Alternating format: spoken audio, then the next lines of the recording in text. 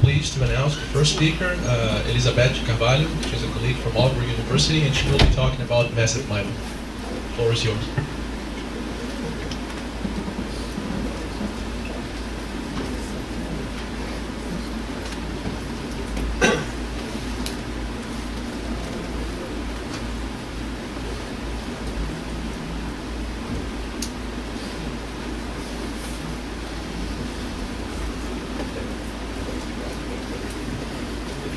Good afternoon.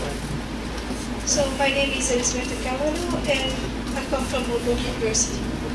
You can see it on the map. So I'm part of the Department of Electronic Systems, which is one of the largest departments of Auburn University with more than 300 people, which are working mainly in a large part on wireless communication. So we have a lot of activities in wireless communications. Within this Department of Electronic Systems, I work in a group called Antennas, Propagation, and Radio Networking. We are around 35 people. And what do we do? So basically, we work on multiple antenna techniques for wireless communications, cellular and Wi-Fi. So one of our activities is multiple antenna designs. So MIMO for specifically small terminals, so like smartphones. People are trying to make MIMO work for very small phone, very small devices. So it's quite hard to do because you have to fit multiple antennas in a very restricted space. So there's a lot of research going on, and at Auburn University we are doing some good research on it. We work on propagation as well, so channel modeling for wireless communications, transceiver designs, so at the base station, but also at the terminals for wireless communications. So this is historically what our group has been doing for a long time, 30 years. And we have very recently, we have extended our activities to more networking. So some people in my group, I do as well, work on relay communications, or exactly network coding. So network coding is something that has become very important in wireless communications recently. Another aspect is protocols for communications for machine to machine. Okay, and we are extending this as well as part of this kind of machine to machine communication for smart grid. So we have activities in smart grid, and we cooperate with the energy department in Auburn University. And as you may know, Denmark is quite strong in everything that is energy, green technologies, wind turbine, and so on. So as an ICT expert in Auburn, we are working with people who are experts in energy. So this was an overview of what we are working on in Auburn University. This presentation is dedicated to a more technical aspect, which we call massive MIMO. So what massive means that we have a lot of antennas. So I will explain later on what it means. So currently in like 4G systems, you can have up to 8 antennas at the base station, as well as 8 antennas at the mobile devices.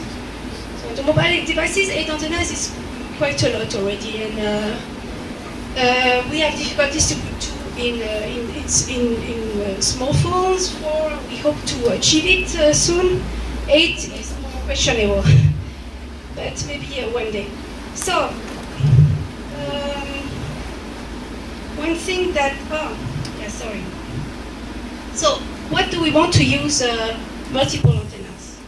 So there are a lot of purposes, and actually multiple antennas are really a very effective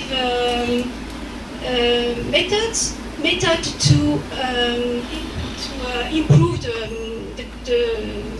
the quality of service and the quality of the wireless communications. So one way is, one purpose is when you have multiple antennas at both the transmitter and the receiver, you can actually increase your data rate.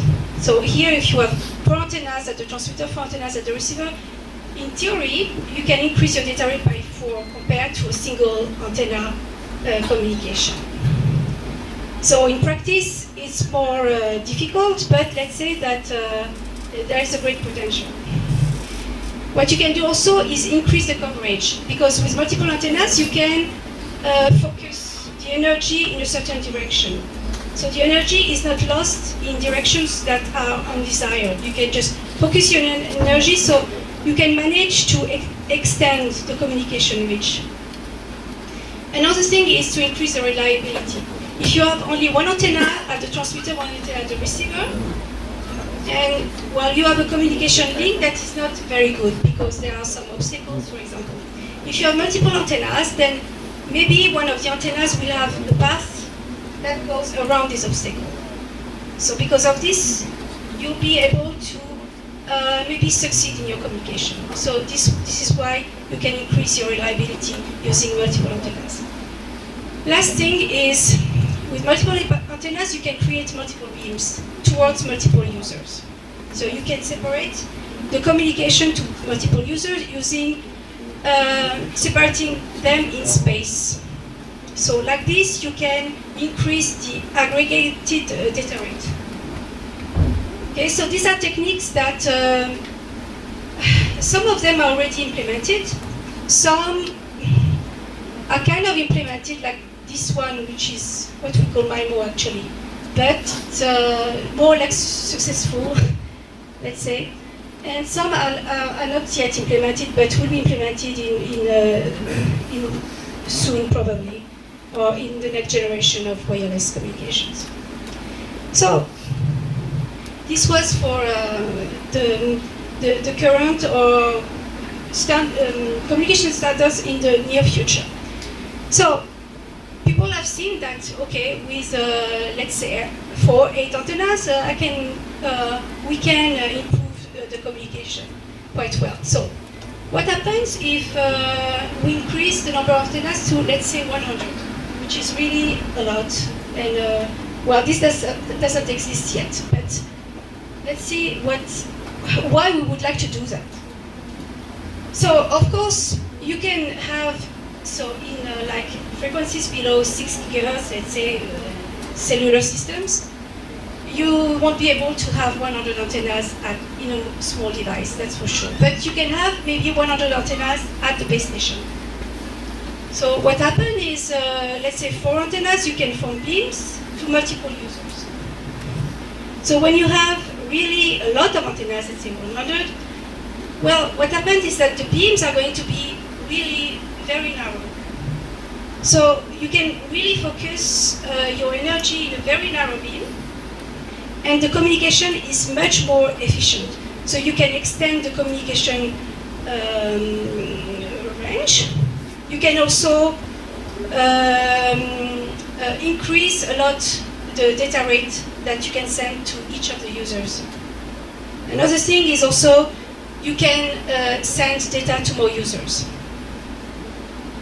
So there have been some theoretical studies done on this, and predictions are, it's very hard to tell, but let's say people hope that you can get an improvement of more than 10 times of aggregated data rate, which is quite a huge improvement.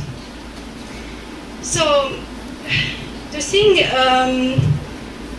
with this is that, okay, this is a new research field, and people are still right now wondering if it's really feasible. How many antennas do you need to be able to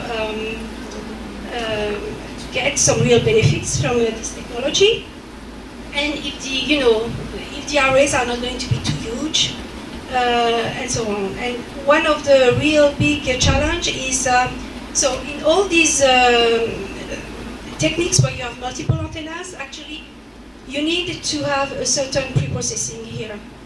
That depends, this pre-processing depends on the environment, your wireless environment, so the channel. So basically, you need to learn the channel here to be able to serve the multiple users. And the fact is because the beams are so narrow, you are very sensitive to movements of the users. So this is a big issue, and you need to have mechanisms, very efficient mechanisms, that allow you to acquire the channel at the base station in a very efficient way. So the thing is, and why also I'm talking about this talking about this topic in this workshop, is that there are some also very promising applications to 60 gigahertz, and especially when we think about the integration of fiber and wireless communications. The thing is, at 60 gigahertz, the wavelength is around 5 millimeters. And as a rule of thumb, the antenna should be of the order of the wavelength. And the separation, let's say, half the wavelength. So this means that 100 antenna can fit in a square like of 3 centimeters to 3 centimeters. So at 60 gigahertz, you could have a mobile phone with 100 antennas. And you could have a very easily base station with 100 to 1,000 antennas. So it seems that it's an idea that could fit well the propagation in 60 gigahertz.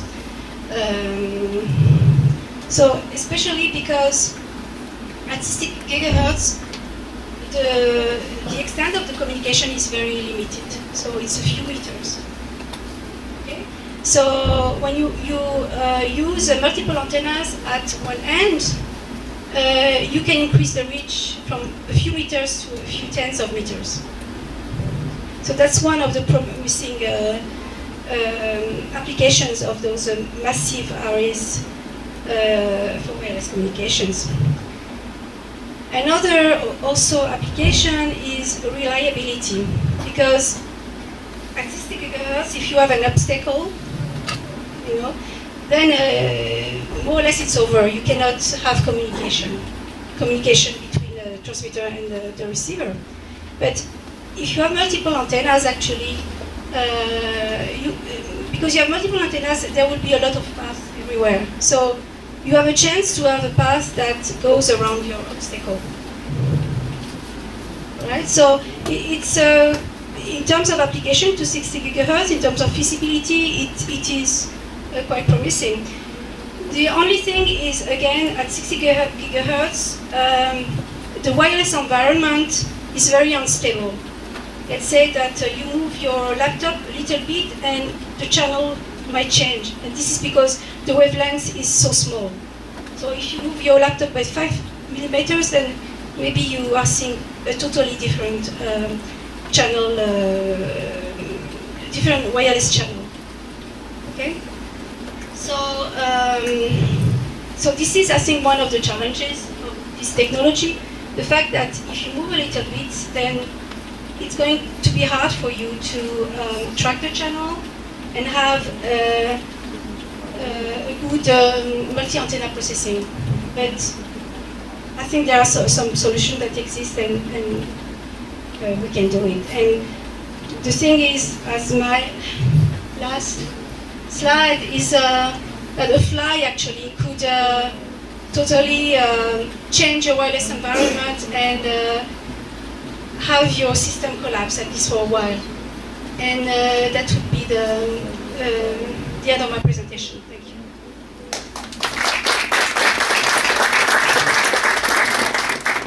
Thanks, Elizabeth, for the nice presentation. We have time for a couple of questions. Anyone?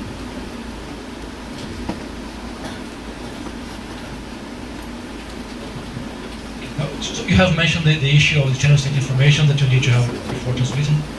That raises a problem because if you have 100 antennas, then you need 100 different reference signals to estimate those channels.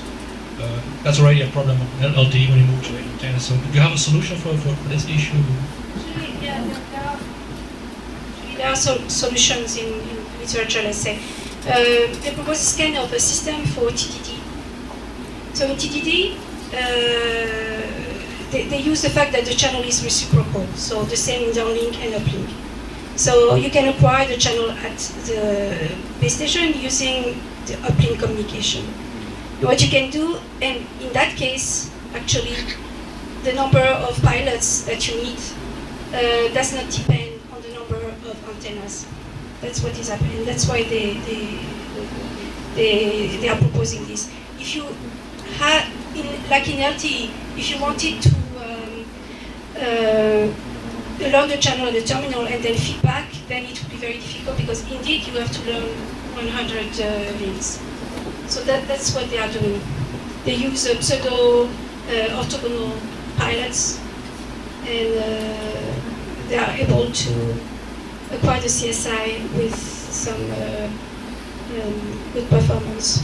But again, the problem also is now the reliability of the CSI because of the movement.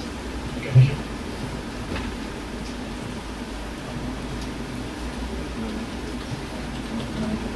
Any more questions?